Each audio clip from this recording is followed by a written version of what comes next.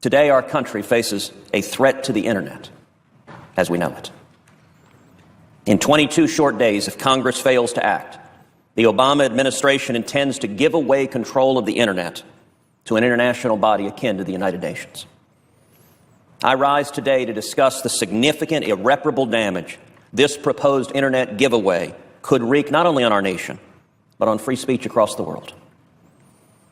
And so today, I urge my colleagues on both sides of the aisle to join me, along with Senators Lankford and Lee, along, Mr. President, with you and your leadership, along with Congressman Sean Duffy, to stop the Obama administration from relinquishing U.S. control of the internet.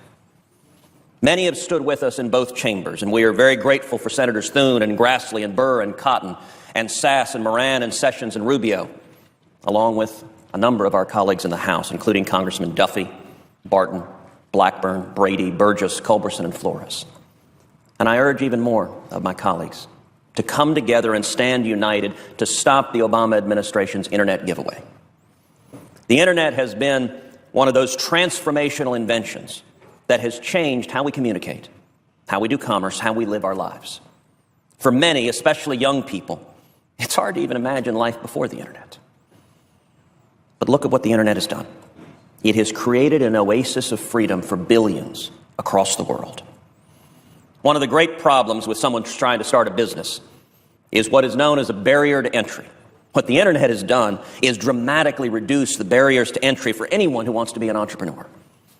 If you're a man or woman or even a boy or girl somewhere across the country or across the world, and you have an idea, a service you want to sell or a good you want to make, you can put up a website, and instantly you've got international marketing capacity. You have a portal to communicate with people, and anyone can go online and order whatever your good or service is, and between that and FedEx or UPS, you can ship it anywhere in the world. That is an extraordinary and transformational ability. That freedom, that you don't have to go and get anyone's approval, you don't have to go to a board of business authorization if you want to create a new business, the internet is democratizing in that effect. The internet empowers those with nothing but hope and a dream to be able to achieve those ambitions. But right now, the Obama administration's proposal to give away control of the internet poses a significant threat to our freedom, and it's one that many Americans don't know about. It is scheduled to go into effect on September 30th, 2016, 22 days away, just over 3 weeks. Now, what does it mean to give away control of the internet? From the very first days of the internet, when it was developed here in America, the United States government has maintained its core functions to ensure equal access for everyone with no censorship. The government role isn't to monitor what we say, it isn't to censor what we say, it is simply to ensure that it works. That when you type in a website, it actually goes to that website and not somewhere else. And yet that can change. The Obama administration is instead pushing through a radical proposal to take control of internet domain names and give it to an international organization, ICANN, that includes 162 foreign countries. And if that proposal goes through, it will empower countries like Russia, like China, like Iran, to be able to censor speech on the internet. Your speech. Countries like Russia and China and Iran are not our friends, and their interests are not our interests.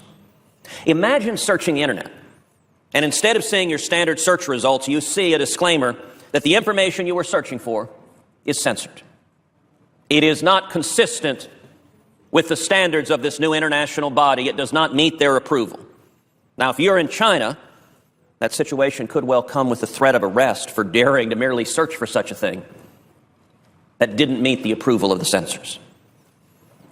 Thankfully, that doesn't happen in America.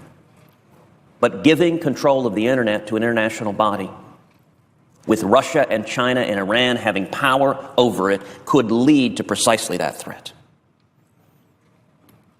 And it's going to take Congress acting affirmatively to stop it. You look at the influence of foreign governments within ICANN. It should give us greater and greater concern. For example, ICANN's former CEO, Fadi Shahadi, left ICANN to lead a high-level working group for China's World Internet Conference. Mr. Shahadi's decision to use his insider knowledge of how ICANN operates to help the Chinese government in their conference is more than a little concerning. This is the person who was leading ICANN, the body we are being told to trust with our freedoms.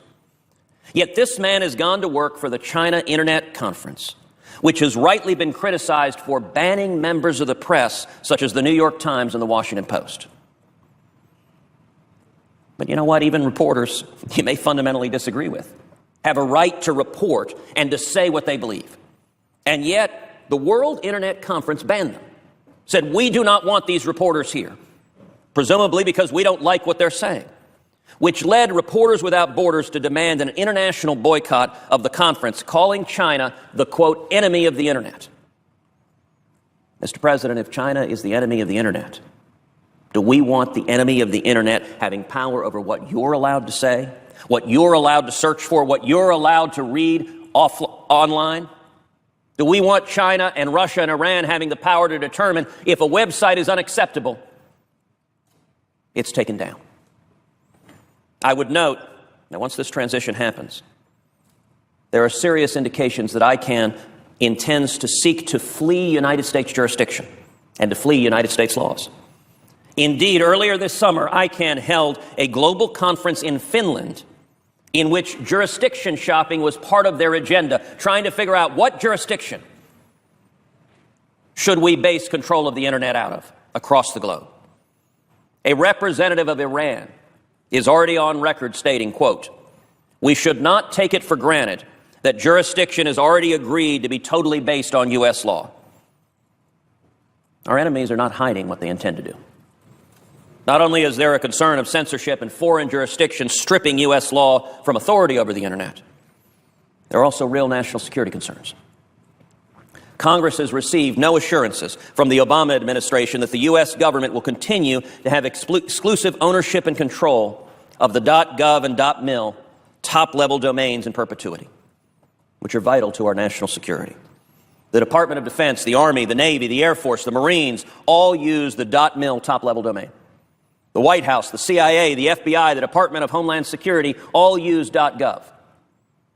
The only assurance ICANN has provided the federal government regarding .gov and .mil is that ICANN will notify the government in the future if it decides to give .gov or .mil to another entity.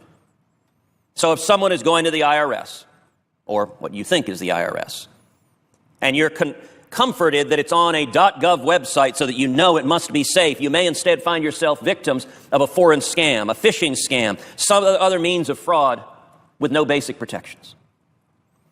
Congress should not sit by and let this happen. Congress must not sit by and let censorship happen. Now, some defenders of the Obama proposal say this is not about censorship. It's about handing control to a, quote, multi-stakeholder unit. They would never dream of censoring content on the Internet. Well, recently, leading technology companies in the United States, Facebook, YouTube, Twitter, and Microsoft, reached an agreement with the European Union to remove, quote, hate speech from their online platforms within 24 hours. Giant U.S. corporations signing on with the government to say, we are going to help you censor speech that is deemed unacceptable. And by the way, the definition of, quote, hate speech, we have seen can be very, very malleable depending upon what norms are trying to be enforced. For example, the Human Rights Campaign, which is active within ICANN, has featured the Family Research Institute, the National Organization for Marriage, the American Center for Law and Justice, and other conservatives and religious groups in a report entitled The Export of Hate. We are facing the real possibility of an international body having the ability to censor political speech if it is contrary to the norms they intend to enforce. In their view, it is hate to express a view different from whatever the prevailing orthodoxy is being enforced. Now, it's one thing dealing with government organizations that try to stifle speech. That is profoundly inconsistent with who we are as Americans. But to hand over control of the Internet, to potentially muzzle everybody on the Internet, is to ensure that what you say is only consistent with whatever is approved by the powers that be, and that ought to frighten everybody. And there is something we can do with it. Along with Congressman Sean Duffy in the House, I've introduced the Protecting Internet Freedom Act, which, if enacted, will stop the Internet transition. And it will also ensure that the United States government keeps exclusive ownership and control of the .gov and .mil top-level domains. Our legislation is supported by 17 key groups across the country, advocacy groups, consumer groups, and it also has the formal endorsement of the House Freedom Caucus. This should be an issue that brings us all together, Republicans, Democrats, all of us coming together. There are partisan issues that divide us. There always will be. We can have Republicans and Democrats argue till the cows come home about the top marginal tax rate. And that's a good and healthy debate to have. But when it comes to the internet, when it comes to basic principles of freedom, letting people speak online without being censored, that ought to bring every one of us together. As members of the legislative branch, Congress should stand united to rein in this president, to protect the constitutional authority expressly given to Congress to control disposition of property of the United States. To put the matter very simply, the Obama administration does not have the authorization of Congress, and yet they are endeavoring to give away this valuable, critical property, to give it away with no authorization of law. I would note the government employees doing so are doing so in violation of federal law, and they risk personal liability in going forward contrary to law. That ought to trouble all of us. Who in their right mind looks at the internet and says, you know what we need? We need Russia to have more control over this. What's the thought process behind this? And what does it gain? What does it gain when you look at the internet? The internet is working. The internet works just fine. It lets us speak. It lets us operate. It lets us engage in commerce. Why would this administration risk giving it up? Mr. President, when you and I were children, Jimmy Carter gave away the Panama Canal. He gave it away even though Americans had built it. Americans had died building the Panama Canal. He nonetheless gave it away. For some reason, President Obama seems to want to embody the spirit of Jimmy Carter, and instead of giving away the Panama Canal, he wants to give away the internet. We shouldn't let them. The United States Constitution prohibits transferring government property to anyone without the authorization of Congress. Article 4, Section 3 of the Constitution explicitly requires congressional authorization. And Congress has for several years now prohibited the administration from using any funds to, quote, relinquish control of the internet. And yet, in typical lawless fashion, the Department of Commerce has been racing to prepare to relinquish control by September 30th, directly violating federal law and using taxpayer funding to do so. The administration's continued contempt for the law and the Constitution, while sadly not surprising anymore, is particularly dangerous here, as it is contempt in service of undermining internet freedom for billions of people across the world.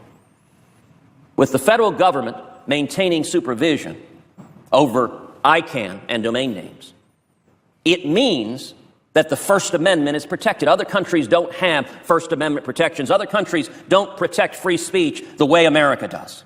And America does that for the world, protecting free speech on the internet by preventing the government from engaging in censorship. We shouldn't muck it up. And if the Obama administration jams this through, hands control of the internet over to this international organization, this United Nations-like unaccountable group, and they take it overseas, it's not like the next president can magically snap his or her fingers and bring it back. Unscrambling those eggs may well not be possible. I suspect that's why the Obama administration is trying to jam it through on September 30th, to get it done in a way that the next president can't undo it, that the internet is lost for generations to come. To stop the giveaway of our internet freedom, Congress should act by continuing and by strengthening the appropriations rider in the continuing resolution that we will be considering this month, by preventing the Obama administration from giving away control of the internet. Next week, I will be chairing a hearing on the harms to our freedom that come from the Obama administration's proposal to give away the internet. As President Ronald Reagan stated, freedom is never more than one generation from extinction. We didn't pass it on to our children in the bloodstream. It must be fought for, protected, and hand it on for them to do the same. Or one day we will spend our sunset years telling our children and our children's children what it was once like in the United States when men were free. I don't want you and I to have to tell our children and our children's children what it was once like when the internet wasn't censored, wasn't in the control of foreign governments. And I urge my colleagues on both sides of the aisle to come together, to stand together and ensure that we protect freedom of the internet for generations to come. It is not too late to act, and I am encouraged by the leadership of members of both houses of Congress to stand up and protect freedom of the internet going forward. Mr. President, today our country faces a threat to the internet as we know it. In 22 short days, if Congress fails to act, the Obama administration intends to give away control of the internet to an international body akin to the United Nations. I rise today to discuss the significant irreparable damage this proposed internet giveaway could wreak not only on our nation, but on free speech across the world. And so today, I urge my colleagues on both sides of the aisle to join me, along with Senators Lankford and Lee, along, Mr. President, with you and your leadership, along with Congressman Sean Duffy, to stop the Obama administration from relinquishing U.S. control of the internet. Many have stood with us in both chambers, and we are very grateful for Senators Thune and Grassley and Burr and Cotton and Sass and Moran and Sessions and Rubio, along with a number of our colleagues in the House, including Congressman Duffy, Barton, Blackburn, Brady, Burgess, Culberson, and Flores. And I urge even more of my colleagues to come together and stand united to stop the Obama administration's internet giveaway. The internet has been one of those transformational inventions that has changed how we communicate, how we do commerce, how we live our lives. For many, especially young people, it's hard to even imagine life before the internet. But look at what the internet has done. It has created an oasis of freedom for billions across the world. One of the great problems with someone trying to start a business is what is known as a barrier to entry. What the internet has done is dramatically reduce the barriers to entry for anyone who wants to be an entrepreneur. If you're a man or woman or even a boy or girl somewhere across the country or across the world, and you have an idea, a service you want to sell or a good you want to make, you can put up a website, and instantly you've got international marketing capacity. You have a portal to communicate with people, and anyone can go online and order whatever your good or service is, and between that and FedEx or UPS, you can ship it anywhere in the world. That is an extraordinary and transformational ability. That freedom, that you don't have to go and get anyone's approval, you don't have to go to a